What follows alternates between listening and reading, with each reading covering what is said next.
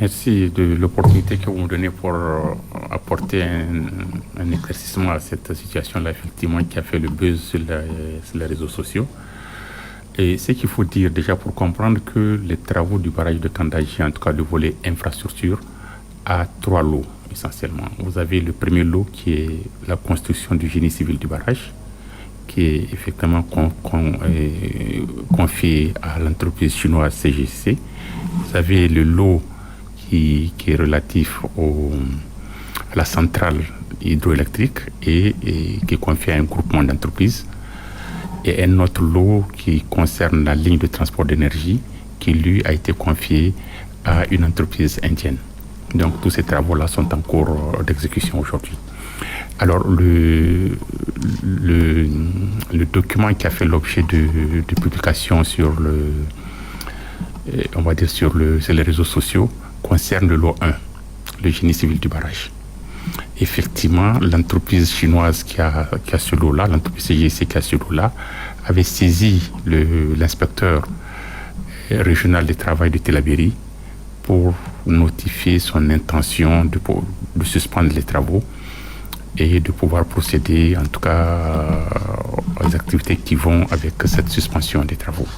Nous, agence de barrage de Kandaji, nous avons été ampliataires de cette lettre-là. Et dès que nous avons reçu cette lettre, l'ampliation, nous avons répondu le même jour à l'entreprise pour attirer son attention sur deux choses. D'abord, que son action est extrêmement prématurée. Deuxièmement, que ce n'est pas conforme aux dispositions pertinentes du contrat qui nous lie. Et que nous lui demandons de surseoir à cette action-là et de reconsidérer sa position.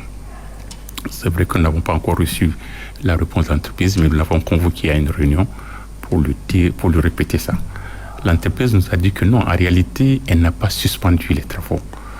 Elle continue à faire des trucs, mais ça ne pouvait pas être au même rythme dont elle a l'habitude de le faire. Et que certaines activités vont être forcément réduites.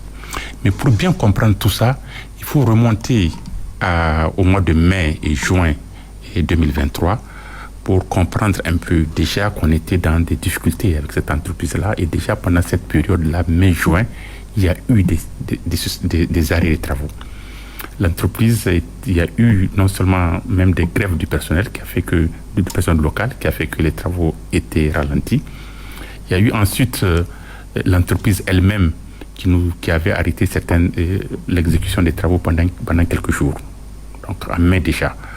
Et à ce moment-là, nous avons discuté avec elle pour comprendre un peu, parce qu'elle dit que c'est le motif, le non-paiement de ces décomptes qui a fait qu'elle arrête et qu'elle n'est plus à mesure de continuer à mettre ses ressources propres pour faire les travaux. Déjà à l'époque, nous avons attiré son attention pour dire qu'elle est mal fondée pour poser le problème à ce terme-là. Elle a été sélectionnée sur la base de ses capacités techniques et financières.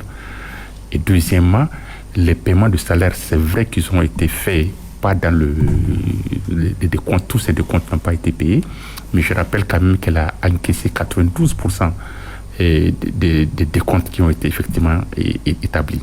Il se trouve que effectivement les décomptes n'ont pas été tous payés dans le délai contractuel. Et nous avons dit à l'entreprise, bon, ça aussi c'est réglé dans le contrat.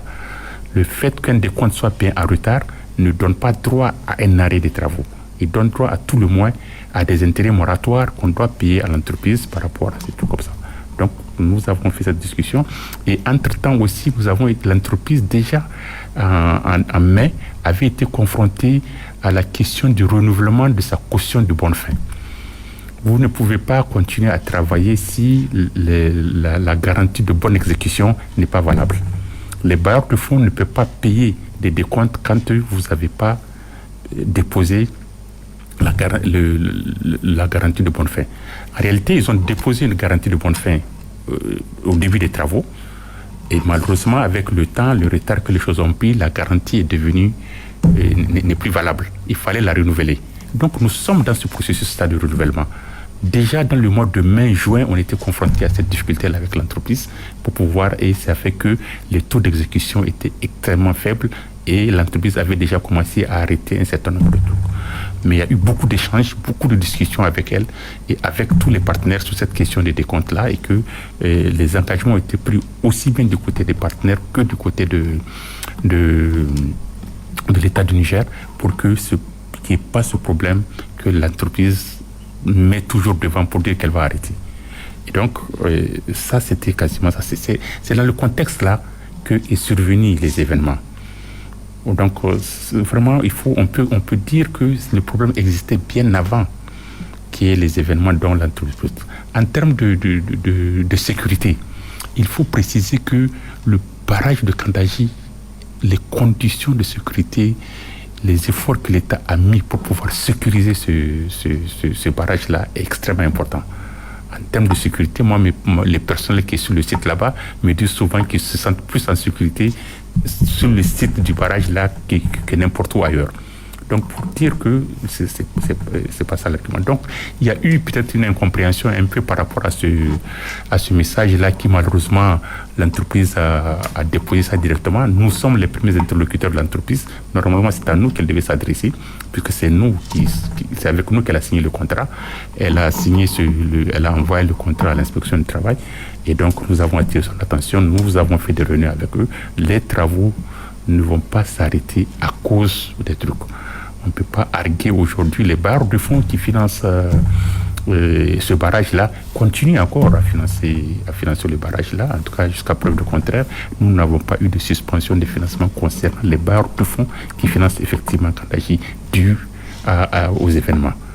Et donc, je voulais rassurer les Nigériens de ce que les travaux du barrage de Kandaji se poursuivent, peut-être pas au rythme qu'on aura souhaité, mais les dispositions sont en train d'être prises pour que le taux d'exécution s'améliore.